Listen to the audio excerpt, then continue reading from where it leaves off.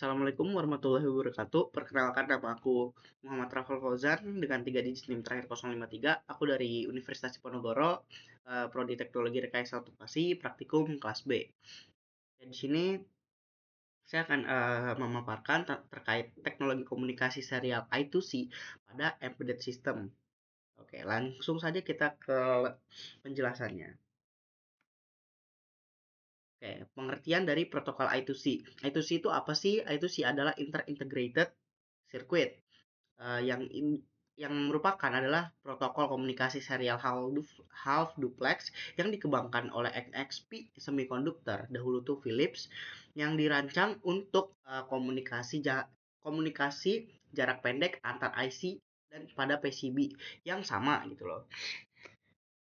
Jadi untuk komunikasi jarak pendek antar IC pada PCB yang sama, nah yang dimana I2C ini menghubungkan banyak perangkat hanya dengan dua jalur kabel, yaitu SDA dan juga SCL, yang dimana keunggulannya adalah efisiensi penggunaan dari pin microcontroller yang sangat minim, yaitu pada pin STM32 dan juga pada pin ESP32 yang akan kita gunakan pada percobaan menggunakan hardware-nya. Oke, seperti ini. Lanjut. Keunggulan dari I2C yaitu adalah apa ya? Jadi I2C itu menawarkan berbagai keunggulan yang biasanya tuh menjadikannya pilihan utama dalam komunikasi antar komponen pada embedded system yang modern. Dan itu adalah efisiensi ruang dan biaya, yaitu mengurangi kompleksitas yang wiringnya ya, yaitu pada kita menggunakan hanya di SDA dan juga SCL-nya saja. Jadi untuk wiringnya itu tidak membutuhkan kompleksitas yang tinggi. Lalu ada skalabilitas yang tinggi, yaitu tambah perangkat tapi tanpa mengubah arsitekturnya. Kita menambah perangkat tapi tidak kita nggak perlu mengubah dari arsitekturnya. Lalu ada kompatibilitas yang luas seperti sensor, RTC, EEPROM, LCD ataupun OLED. Lanjut.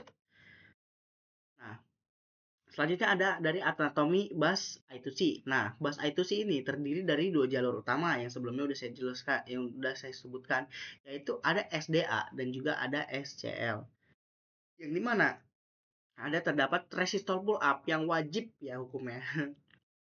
Jadi wajib dipasang ya teman-teman ya. Pada kedua jalur untuk apa? Untuk menjaga logika high saat bus dalam kondisi idle dan mencegah noise sinyalnya. Oke, teman-teman, seperti itu.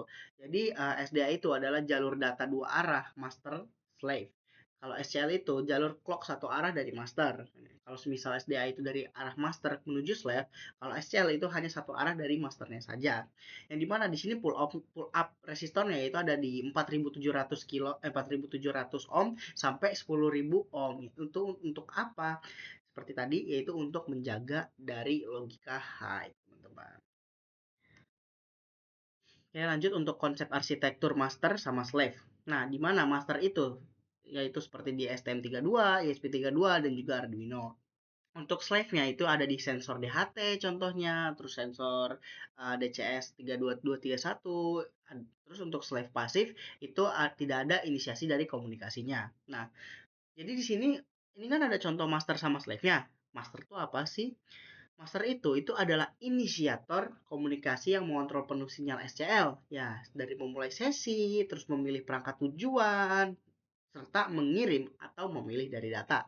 Dan slave bersifat pasif itu hanya merespon ketika alamatnya itu dipanggil oleh master di bus I2C, teman-teman. Jadi seperti itu. Lalu untuk mekanisme dari pengalamatan atau addressingnya, nah setiap slave itu memiliki alamat unik, yaitu sekitar 7 bit atau 10 bit. Yang dimana di sini master itu akan menyiarkan alamat tujuan ke seluruh bus. Nah, tapi hanya slave dengan alamat yang cocok saja nih yang merespon. Nah, sementara perangkat lain itu akan mengabaikannya. Nah, mekanisme ini juga itu tuh untuk mencegah tabrakan bus secara efektif, teman-teman. Itu untuk mekanisme dari pengalamatannya. Lalu ada langkah kerja dari I2C. Di sini untuk startnya itu ada SDA dalam logika high itu menuju low. Nah, saat SCL itu high. Nah, untuk alamatnya itu ada di 7 bit alamat dan juga 1 bit R atau W itu dikirim master. Nah, itu lanjutnya ke ACK atau NACK yang dimana itu tuh slave itu merespon SDA low pada clock ke 9. Nah, untuk datanya itu transfer 8 bit per 8 bit per byte. Nah, yang dimana itu nanti akan diikuti oleh ACK penerima. Lalu untuk stopnya ya, itu ada di logika SDA low ke high. Pada saat SCL high, itu busnya idle gitu teman-teman. Oke. Jadi untuk contoh implementasinya, nah di sini ESP32 itu kan sebagai master yang mengumpulkan data dan sensor eksternal via I2C. Nah, data itu nanti akan diproses, lalu akan ditampilkan di layar menggunakan library Adafruit GFX untuk monitoring secara real time. Mungkin sekian, terima kasih dari aku untuk penjelasan dari teknologi I2C ini. Kurang lebihnya mohon maaf. Nanti kita akan langsung ke programnya aja. Hasil, jadi di sini sudah diupload. Nah, di sini itu menggunakan jadi si ESP32-nya sebagai master dan STM32-nya sebagai slave. Nah, di sini penggunaannya juga menggunakan LCD ya. Di sini. Nah, ketika di start monitoring, maka akan menampilkan di sini akan tertulis dari ETX ke STM itu 0 ya. Maka di sini akan tulis 0. Nah, itu 0 dan STM-nya dalam keadaan oke. Semisal STM itu bermasalah, maka dia nggak bakal ketulis oke di sini. Ini akan tulis oke di sini dan RX juga masih di 080 karena startnya pasti di 080. Nah, saat di start juga start lagi, maka RX ke STM itu akan bertambah ya, seiring bertambahnya RX juga seperti itu.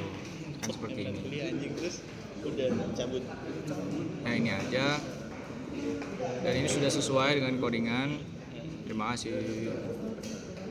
Nah, ini untuk wiringnya masih sama aja di sini. Udah itu aja sih. Oke, ini untuk percobaan yang kedua. Jadi di sini STM-nya gantian yang jadi apa namanya masternya. Nah, di sini juga masih ada RX-nya. Lalu untuk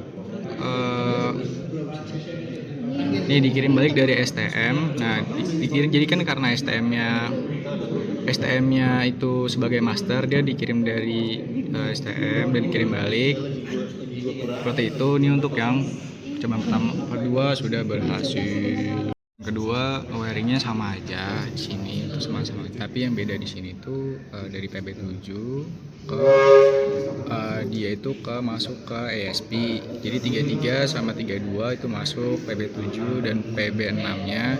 Tetapi untuk LCD-nya masih sama aja di D1 dan D2, D21 dan D22 seperti itu.